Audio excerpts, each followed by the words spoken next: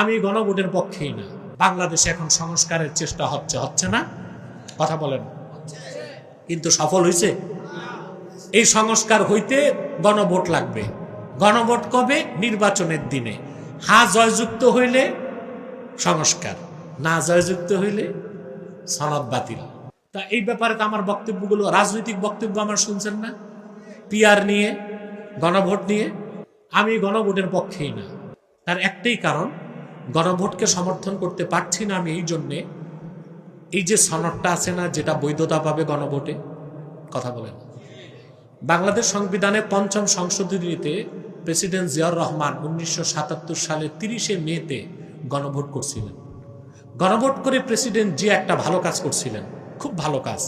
সংবিধানে বিসমিল্লাহির রহমানির রহিম এই কথাটা লিখেছিলেন। আরেকটা কথা লিখেছিলেন, বাংলাদেশ রাষ্ট্রের মূল নীতি হচ্ছে মহান আল্লাহর প্রতি পূর্ণ আস্থা ও বিশ্বাস। আমি দোয়া করি এই ভালো কাজটার কারণে অন্তত জিয়াউর রহমানকে আল্লাহ তাআলা মুক্তি দান করুন। এখন যদি বর্তমান যে সনদ, ওখানে বিসমিল্লাহির রহমানির রহিম আছে, কিন্তু আল্লাহর প্রতি পূর্ণ আস্থা ও বিশ্বাস, এই কথাটা বাদ দেওয়া হয়েছে।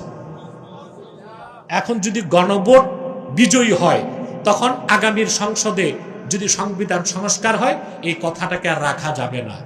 এখন আল্লাহর প্রতি পূর্ণ আস্থা ও বিশ্বাস, এই কথা সংবিধান থেকে বাদ দেবার জন্যে কোন মুসলমান কি গণভোটে যাইতে পারে? হ্যাঁ ভোট দিতে পারে? এই জন্য আমি গণভোটের বিপক্ষে। আমার